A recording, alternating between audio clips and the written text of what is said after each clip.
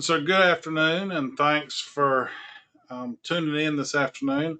I'm going to give a update on the EDDMapS platform and how you can use the tools both in the app and on the website, and then also how it integrates into the Pacific Northwest Invasive Plant Council's survey tool and some of the new features and some of the directions that we're going. Um, the way the webinar is set up is that everybody is on mute. If you have questions while I'm going or at the end, there should be a question box where you can type those in. And we can open it up, the audio, but usually it works best just to do them through the question box. So I want to thank Elizabeth and her group for the invitation. And I'll dive right in. I've got a short PowerPoint kind of as an overarching on what and why we're doing EDDMapS, and then I'll switch over to the website and the app so you can see that side of it. So I'm Chuck Bardron. I'm co-director of the Center for Invasive Species and Ecosystem Health, or Bugwood, at the University of Georgia. The center is a collaboration between the Forestry School and the College of Agriculture within the university. So we have two different units within the university that are involved, and thus two different co-directors. And really what our group does is integrate science and biology with technology to solve problems. We're located in South Georgia on the Tifton campus of the University of Georgia. But we work all over North America in terms of our scope and where our different projects are. So focusing on the EDDMapS platform, EDDMapS has almost 5 million records in it now. About 4 million of those are actually have a lat long versus being at the county level. And that's covering about 4,000 species, and we've got reports from 21,000 different users or different sources. Majority of what we're doing is still plant focused, but we are opening that up to include more wildlife as well as insects and plant pathogens. And this is just a map looking at data from the last year and kind of where all the data within EDDMapS comes from, and a distribution of it across the United States. Very heavy in the western United States is where we're getting a lot of the use for EDDMapS right now. And this just showing EDDMapS growth over time. We had a spike in 2016 because of a couple of projects where a lot of data was taken on specifically iPhones. But over the last 8 years, we've had phenomenal growth, especially in using the smartphone, iOS, iPhone, and Android apps as ways to enter data into the system.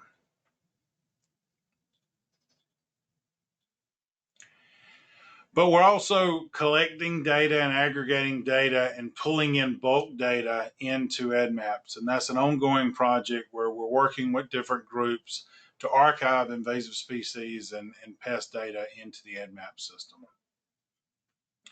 Over the last year, we averaged about 138 reports a day.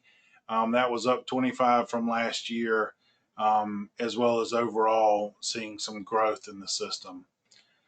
Where the reports are coming from is pretty much all over the United States, but the states with some of the larger outreach programs are usually, or where EDDMapS is the state database of record, is where we see a larger concentration of data coming in. So very recently, the EDDMapS website went from looking something like what you see on the screen into a new design. And that website was launched at the beginning of 2020 as a part of a process of integrating EDDMapS some of the regional and state projects all into one system. And so the new EDDMapS, EDDMapS 5.0, which is the website we're going to be looking at in a few minutes, launched the beginning of January, and we're still, integrating new features and upgrades from that. It was mainly kind of a reskinning of the website was the starting point. But some of what we've done is expand the maps to make them full screen. We've also integrated under the My EDDMapS section a dashboard where you can pull up and see what data is coming into the system, down to who the top reporters are, what the most reported species are, and where the data is coming from. And you can zoom in on a state and see state-based reports as well. We're also doing some cleaning up of our smartphone apps. The over the last 10 years that we've been developing apps, we've developed a lot of regional apps focused on different species. And so what we're working on, and what I'll show you a little bit of this afternoon, is a new EDDMapS app that is going to start to integrate these apps into one single platform, make it easier for us to update, and make it easier for users to us to push updates and to kind of unify the brand a little bit. So here's a quick look at the new EDDMapS app. You're going to open it up, and when you first open it, you're going to choose what state you're in. And by choosing that state, it's going to download that information onto your device, the field guide for that state onto your device. So once you do that, then you'll have all the basic information that you need, just like if you were using EDDMapS West or any of the other apps. But we've tried to streamline and simplify the interface. We've also built in and updated the My Species list, where now it syncs with the website. So you can come up with a list on the website and then sync that to your phone of the species that you report a lot.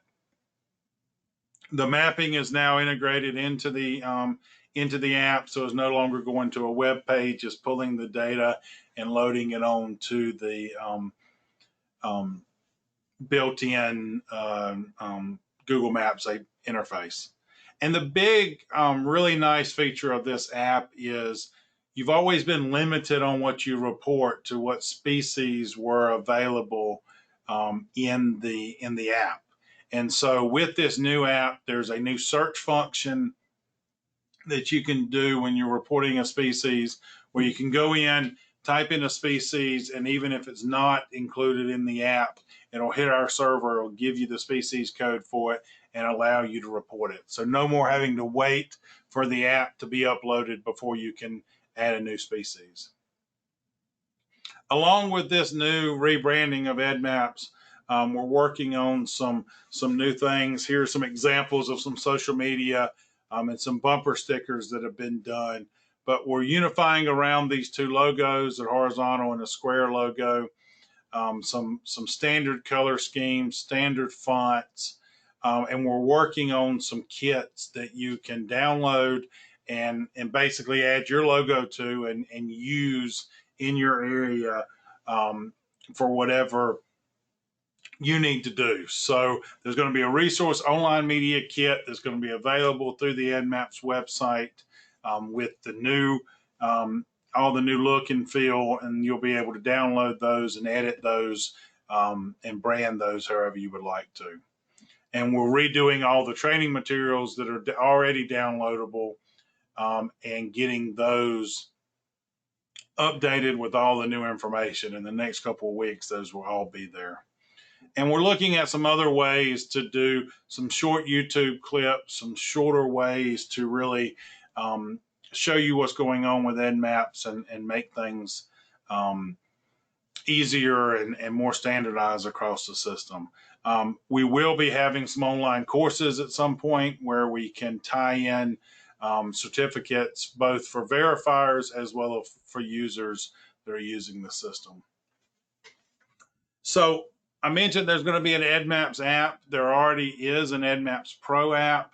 The EDDMapS Pro app does not include the field guide information that the EDDMapS app does, and requires a little bit more of the user to set up what areas they're interested in working on. So just want to make sure that was clear as we move forward. There's been the EDDMapS West app. There's going to be an EDDMapS app, and then there's also going to be the EDDMapS Pro app. The EDDMapS Pro app is really there for people that are going to be taking a lot of data during the day. If you're taking 100 or more records or 50 or more records, EDDMapS Pro is something to look at, and you can get with me and I can help you get started on that if EDDMapS Pro is something you're interested in. One of the goals of EDDMapS Pro is to be able to look at records that have already been done and make those and do revisits to those records. So you've got a point out there that is that you've treated and you want to update the status of, and that's how EDDMapS Pro really is really powerful, because you're able to download data to your device and then perform revisits on that data and then submit it back to the server. And then ultimately get maps showing the different status of the area that you work in. This has been very successful in the areas that's been used, and we had over 16,000 revisits that were done last year. We're adding in some other features, and there'll be a new version coming out this spring. You already can do what is called an image project, which allows you to do before and after pictures using kind of like the Snapchat overlay. So you can take the first picture and then have that original picture transparent as you take the new picture to help line them up and make sure that you have good before and after pictures that are tied to different projects you're working on. We've developed some other tools for another day, but looking at ways to build in some intelligence into the data where you can run it through a model and see what areas should be prioritized based on your current management needs. We're also looking at ways to add gamification into the app. I mentioned the dashboard showing kind of the leaders, and having other ways to really highlight our users and engage them on a better basis. I'll skip through some of this. Other projects. We're also starting to integrate ag pest data into EDDMapS. There was a project that went on for a long time called iPipe, and the iPipe system is all being rolled into EDDMapS into a new system that's going to be called Ag Pest Monitor. So if you hear about Ag Pest Monitor, if you work on the insects and disease side of things, and you hear about Ag Pest Monitor is built on the EDDMapS platform. It's just a different branding to kind of separate those traditional ag pests from the invasive species reporting of EDDMapS. WildSpotter is a similar project where we have built a system that is location-based, very simplified for users to try to appeal to a different group of users who are not already using EDDMapS. So if you hear WildSpotter or if you hear Ag Pest Monitor, know that those are still part of the EDDMapS platform. If you look at the county maps on EDDMapS, you'll notice that we've added some future range and future certainty maps to them. This was with a project that somebody at University of New Hampshire was working on, and she came to us and said, "Hey, we're doing these county-based models to look at what expansion will be based on climate change." And so we've integrated those for the species that the model has been run on. And so when you go to the county maps, now you can see the distribution map, just a straight county distribution map. You can see the record density map, and then you can also see the literature versus observation map, and then these two new maps. And you can increase the number of models that the species is run through to really tone in the distribution. As you can see, going from one model to 13 models, it changes where the expected range expansion would be. And if you wanted more information on that project, then I can put you in touch with the PI for it.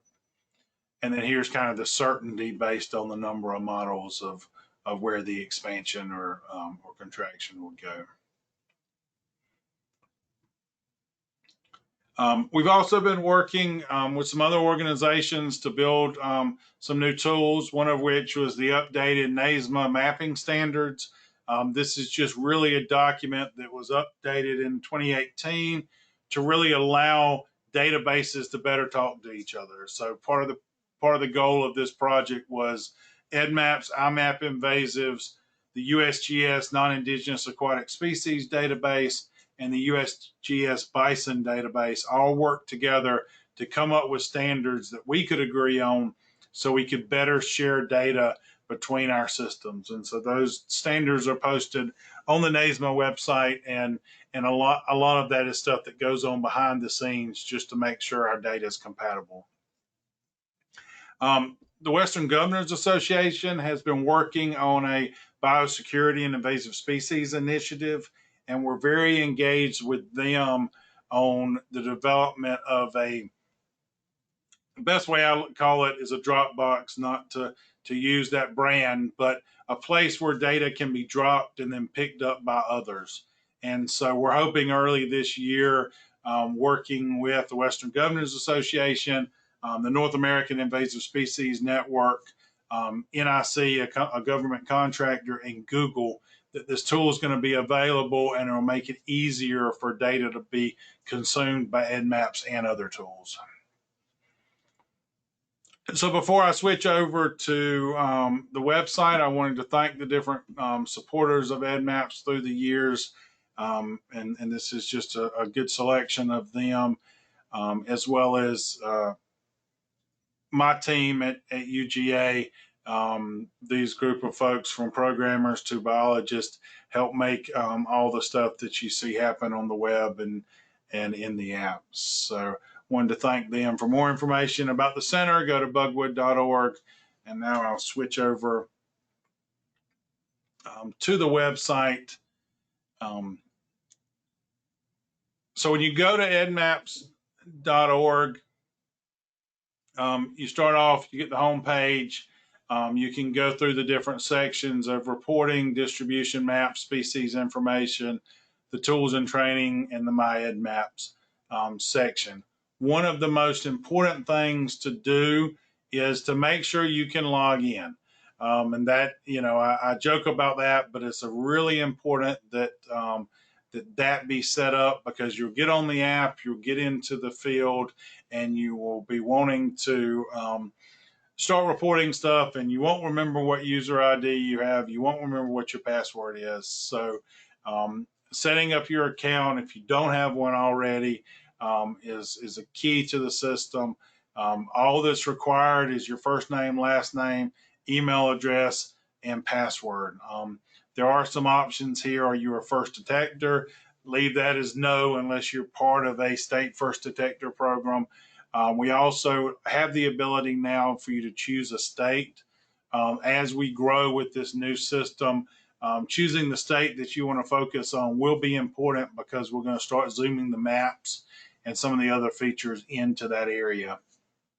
And then you have the option to make your profile public.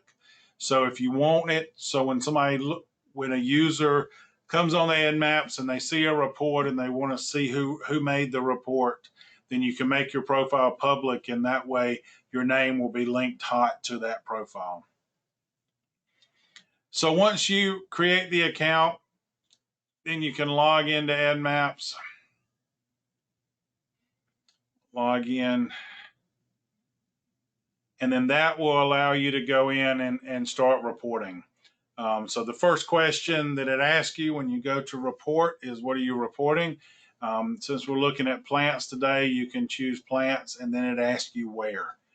We've also added the Pacific Northwest Invasive Plant Council survey tool down here at the bottom, so you can go straight to that tool and do it as part of the survey, or you can report the individual species.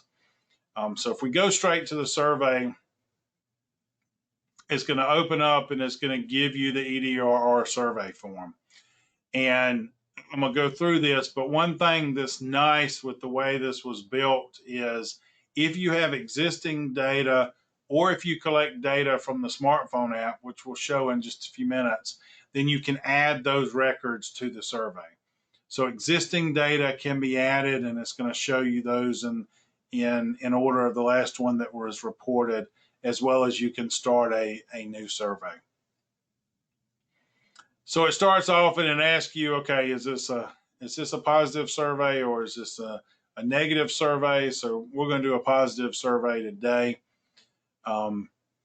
And then, each of the red fields on this are required. So I'm going to say that I did a survey on my UGA campus here. So I'm going to name it UGA Tifton, front circle.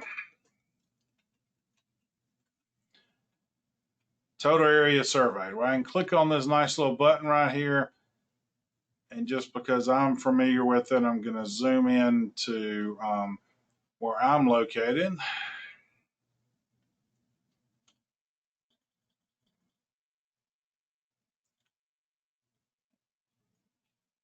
So I zoom in. Here we go.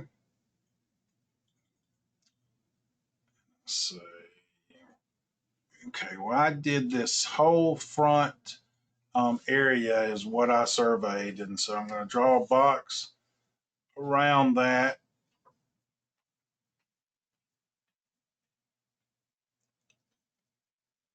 I don't know how big that was, but I know how that was the area I surveyed. Well, the nice thing is this tool went ahead and said, okay, well, Chuck, you surveyed 1.65 acres. So that automatically did that calculation with me by just me drawing on the map where I was when I surveyed. So it took me an hour to do it. I guess my mile surveyed was about half a mile, and I really didn't have to travel anyway, but we'll go ahead and put a mile in there. And this was done by myself. I'm going to give myself credit, and I'll say that Rebecca Wallace, who's our data coordinator, worked on this with me as well.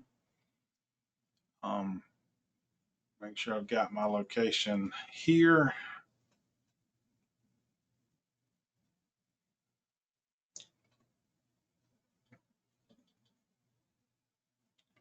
Zoom in back to where we were.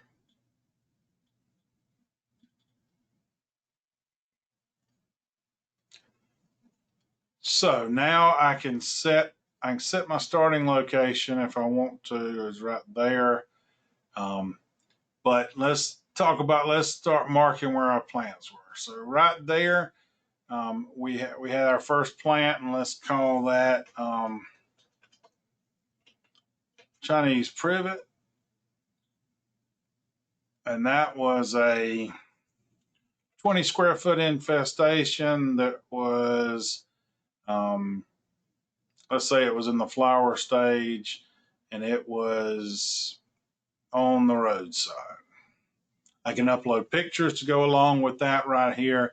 And this is going to create an EDDMapS record once I hit add records. So you're able to put in your survey information at the same time that you're adding these EDDMapS records to it. If I want to add another one, I can zoom out and I can click there, go through the same process for everything that I found in the location that I surveyed. I'm going to cancel that one. And then once I finish adding all those records or adding existing records that I found on my phone, then I can submit that record and it will go into the database, go in as individual records as well as a survey. So you can go in, see that as part of your surveys, as well as the individual reports that would show up under my EDDMapS. So I'm going to switch over here to reports. So here is my Chinese privet that I added this afternoon. I have an earlier one that I added when I was testing this earlier today. But you can view that record, see exactly where it was and all the information that I put in. You can also edit that record and change out the information, for if you found more pictures or something, you can add those to it, and then save that record to your report. So all of that's under your manage reports on your EDDMapS. There's also a link over here to my surveys. That is all the surveys that you've done. Because I'm an administrator, then it actually shows me all the surveys that have been done by everybody. But as you can see, these last couple of reports that I did are on here, and linked to that survey that I did with the record today.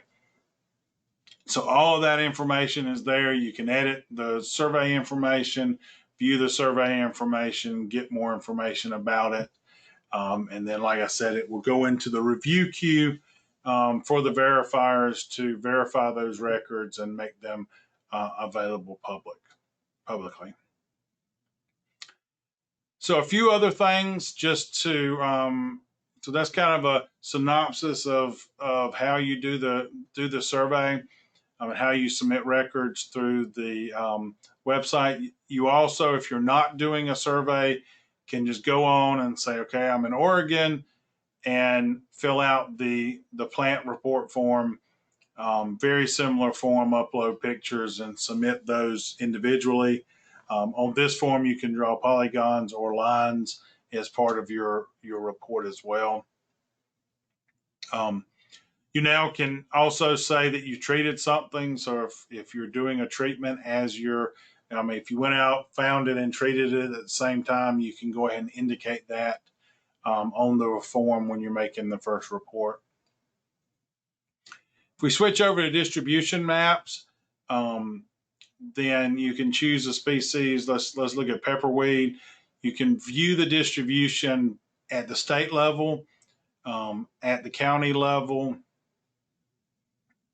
And this was the map that I mentioned. You now have the option to look at record density as well as literature versus observation. So what is the historic literature points that came from Plants Database or BONAP? What do we actually have a real observation for, and what do we have both for? So obviously, if you had both, then not only is there historical record of that species being found at this location, but there's also probably been something that's been reported recently. And then if we scroll back up, also you've got those range maps showing where the expansion and retraction may be, as well as the certainty based on the number of models of where that species is going to be found. You can also download CSV, KML, and shape files by clicking on these buttons over here on the right-hand side. Those will pop up and say that an email is going to be sent to your email address, and you'll get an email usually within 15 minutes where you can download those files. The other maps that we use a lot are the Google Point Maps. We're looking at some different ways of upgrading these and kind of modernizing the look of these. But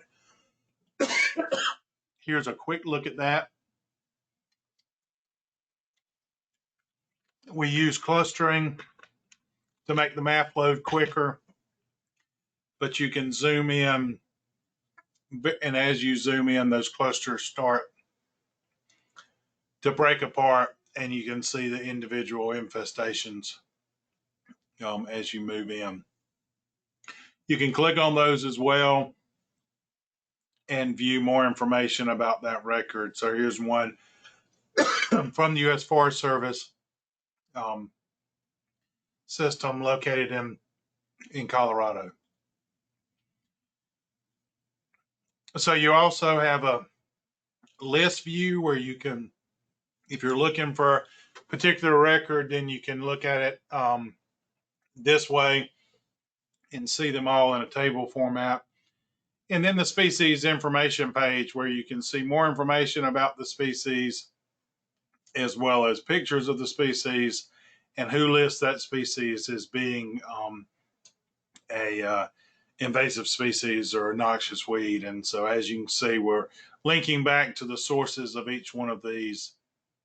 I mean, we try to update those listing sources every couple of years, so those stay current based on current information.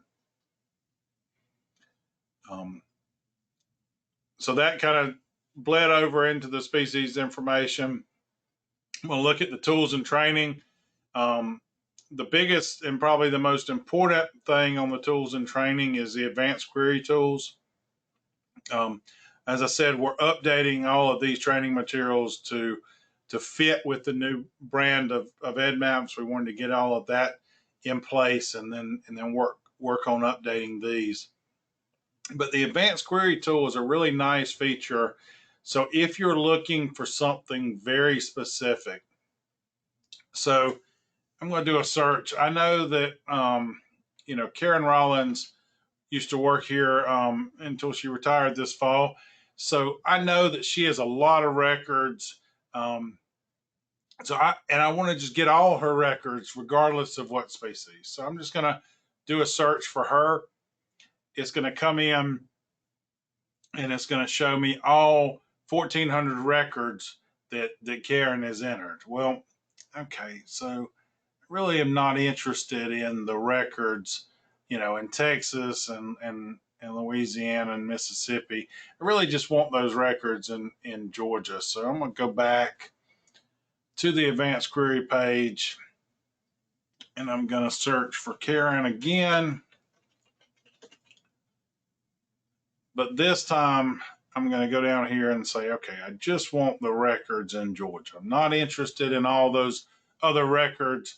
I'm just interested in the ones in Georgia. So I can go back and it's going to narrow this map down just to the 1,300 records that are in Georgia. You can also download this data in CSV, KML, and shapefiles as well. And you can continue adding as many different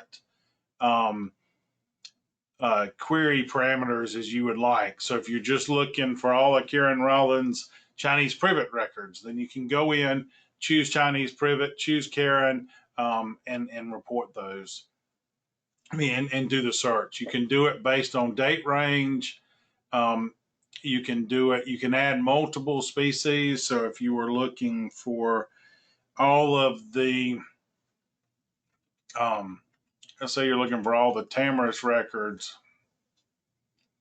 then you can go in, type in, if I spelled it right, you can type in Tamarisk, pull in all the records related to Tamarisk,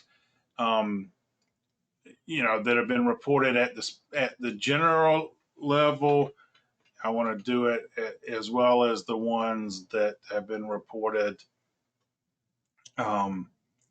as, let's see, a whole bunch of different Tamarisks, but I want the small flower one. And so very quickly you can do a search for multiple species, and this is the quickest way that you can generate a map showing multiple species all at the same time. And so very handy tool, lets you really dive into the data in EDDMapS very quickly. So I'm going to switch over now to the smartphone app. Give me 1 second.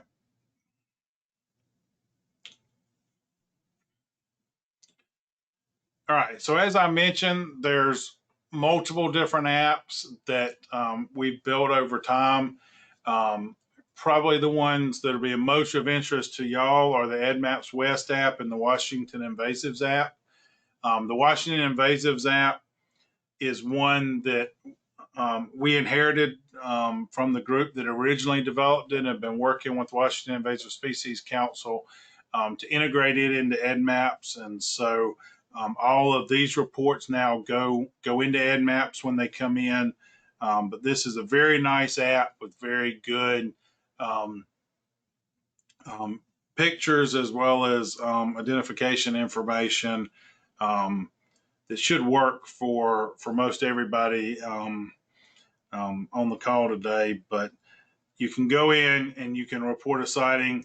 It uses a little bit different form than EDDMapS does, but you can take photos, add your photos just like you would with other apps. Put in who you are and hit submit. If you already have an EDDMapS account, it'll match up your email when you send this in and match up to your account, so you don't have to even worry about logging in. If we switch over to EDDMapS West, the EDDMapS West app allows you to choose a species, view information about it, or report it. Very simple form. You fill out just a little bit of information. You save that record, and it's going to ask you, hey, are you sure you want to do this without a picture? Yes, in this case, we do. It's going to save that record into your upload queue. And then once you get somewhere where you have good Wi-Fi, or once you get somewhere, once you finish collecting data for the day, then you can upload your queue and it will send all those records to EDDMapS. So that's the EDDMapS West app. Very simple to use. We'll switch over. This is the EDDMapS app. As I mentioned before, when you first open it, it's going to ask you for a state, and you're going to choose a state from the list to download the field guide from. I've already done that on here. And then in this app, we kind of separated out the report observation and the species information. So when you go to do a new sighting, kind of an updated form, we still have some details on this. It's not quite available in the store yet, but it will be in the next few weeks. You choose what species you want. In this new case, you now have your categories. You have the full list of species that you can choose from. You have your favorites that you can pull in. You can look at recent ones you've reported, and then you can also do the search. So as I mentioned before, you can come on here, and we'll do tamarisk again if I can spell. And you can choose tamarisk. You can say, okay, well, I want to report Canary Island tamarisk because that's the one that I know I've got. And you can choose that, and then it will select it on the report page, and you can submit that record. So this is going to be the new app, streamlined. You're still going to have your upload queue. You're still going to have some different features to pull in and do things like saving pictures to your camera roll when you take them, so you don't just have them in EDDMapS. You'll have a copy of them in your camera roll, and some other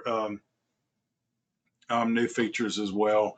This is going to be the app that we're going to be moving forward with and really doing most of our innovation on.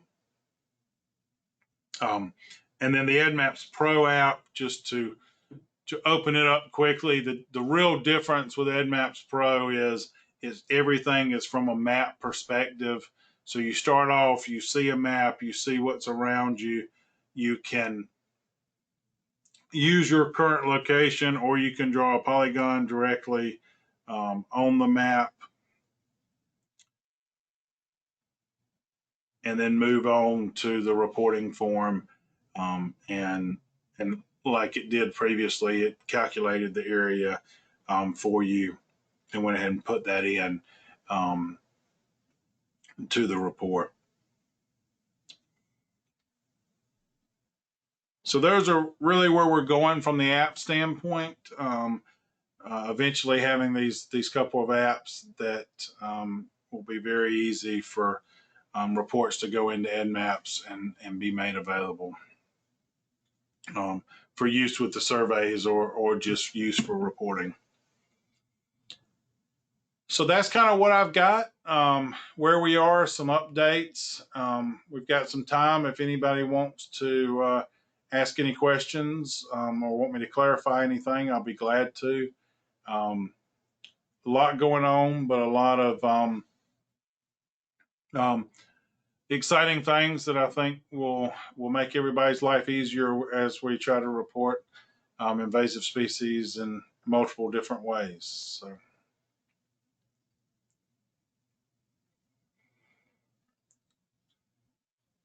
I'll give it a few minutes for questions, and I did record this so we can make it available on YouTube and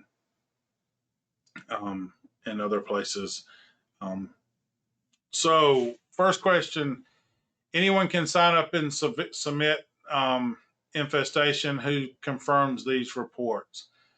So we're working with the State Department of Agriculture's in most all states, especially when you're talking about weeds, terrestrial weeds. And so before a record is added to EDDMapS and made public, then it goes through a verification process. So as soon as the record goes in, an email is sent to the state or county verifier for their review before it's made public. And then they either follow up or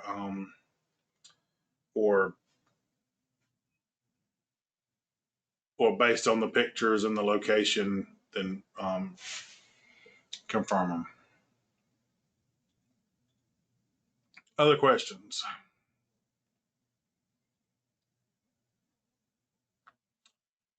When downloading a query for all reports in my area, is there a way to include negative reports in the raw data? Yes, those should be included, and I'm going to check and make sure why that data is not included if it's not included for the data downloads. That may be a specific thing. Usually the positive and the negative treated and eradicated EDDMapS reports show up. It may be a problem with the negative surveys in this case that are not showing up. So can you upload existing data you have collected? So yes, if you go to my EDDMapS and go to bulk uploads, it's the fourth thing on the sidebar over here. Then this will let you upload data, and what the upload data does is send the data to us to Rebecca Wallace, who will work with you to make sure that it gets added into the system. We do have some templates and some guides to make it easier for folks to upload data, and we've been updating some of those to clarify some things. And there's going to be a more detailed questionnaire for bulk data uploading that's going to help expedite the process. What are the benefits of having multiple versions of EDDMapS across the continents, or all the records streamlined into the same database? So the answer, yes, everything's in the same database. The multiple versions of EDDMapS was just kind of how EDDMapS got built over time. And this new process that we've been going over the last few months is going to integrate all of that into one. So ultimately, like the EDDMapS West app will be retired and in favor of the EDDMapS app. is the primary app. Um, and so, it came about in terms of getting people involved. People like to have their own name, their own brand on things, and our partners are realizing, like we have, that it's easier and cheaper to maintain all of this if we do it from a unified interface. And so right now there is still an EDDMapS interface for Ontario and Alberta, but we're working with them to try to integrate them into this one EDDMapS system. Question about reed sweetgrass on the list. It may be that it's under another common name. We have tried to standardize under the USDA plants common names whenever possible. I'm not familiar with that particular species, but it may be that it's in under another name, and that's why it's not showing up. There is the option in all the apps and on the report form to do an unlisted plant. So you can always report an unlisted plant and then put reed sweetgrass in the description field. And that way, if something shows up that you don't immediately have, you can't find the name for it because you call it one thing and the system calls it something else, then that's a quick way for it to go in and then kind of get sorted out later.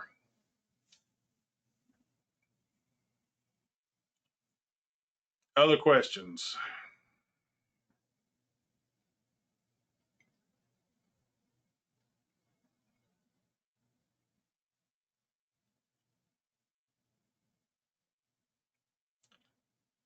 Well, thanks for the invitation, and thanks. Hopefully, this was a helpful overview of where EDDMapS is and kind of where we're going. Look for the EDDMapS app to be out late February, early March, and if you run into a problem or have a question about something on the website, feel free to always reach out to me or my staff. If you go to the Bugwood homepage and you click on who we are, then you can very quickly get my email address and contact information, or any of the team here at UGA. Oh, one more question. Are iNaturalist observations captured by EDDMapS? So the answer is some have been, and we are working on a way to integrate those on a very routine basis moving forward. There's a lot of data in iNaturalist, and we're working with them to pull out the data and pull it into EDDMapS. The capability is there now, and you'll see some iNaturalist records are available. We are trying not to overwhelm our verifiers. So we're only pulling the research grade data from iNaturalist, but if it's something unusual, we want our verifiers to be able to look at it before it's made public. So the answer is we're working on building a tool to make it easier for the verifiers to ingest the iNaturalist data, and then that's going to come in on a routine basis into EDDMapS, and looking at some ways to think about how they've done some things to improve EDDMapS. We really want to make it clear the difference between iNaturalist and EDDMapS. iNaturalist is an app that is used to collect data on what's around you in nature. EDDMapS we see as an educational program, as well as an app and a website. And we really want EDDMapS to be an archive of where invasive species are and an aggregate of where invasive species are. Sorry, which is really different than what iNaturalist's goal is. But we've learned a lot from them and talked to them even about some of their image recognition tools that they've had in some ways we could integrate something similar into EDDMapS. But if you are an iNaturalist user, there's no reason to stop using it. That data will ultimately make its way into EDDMapS. But all right, well, with that, and not seeing any more questions, then we will wrap up. Thanks again, and again, feel free to contact me or any of my staff afterwards with anything that may come to you later. So have a good afternoon, and again, thanks for tuning in.